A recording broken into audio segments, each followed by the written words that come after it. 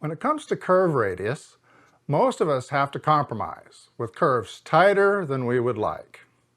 What can we do to make those too tight curves perform like broader curves? Coming up in this episode.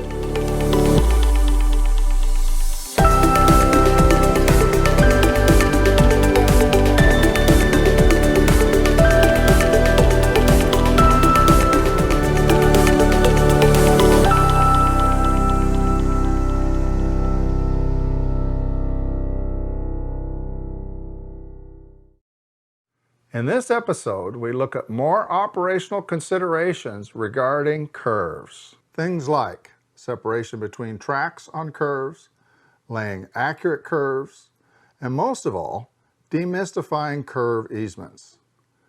We also look at dealing with S-curves and adding super elevation to curves.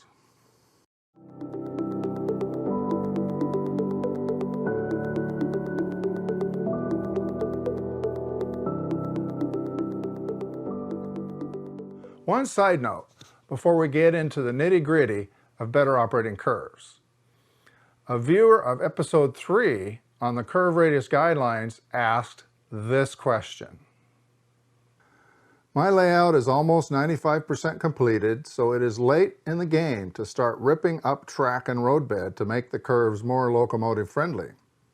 Do I start over or live with my self-imposed restrictions and deal with what works? Now that's a great question. You know, from the very beginning of the Run Like a Dream series, I have emphasized the importance of prevention. Do you remember this tip?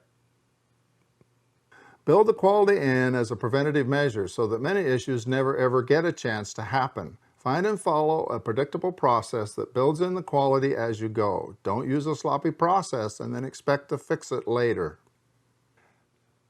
In these first episodes of the Run Like a Dream series, we're focusing mainly on track work.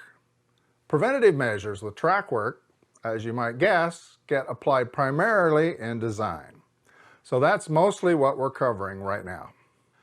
Now, if you realize from these track work discussions that you use too tight of a radius on your layout somewhere, then you need to make a decision. Do you rip and replace?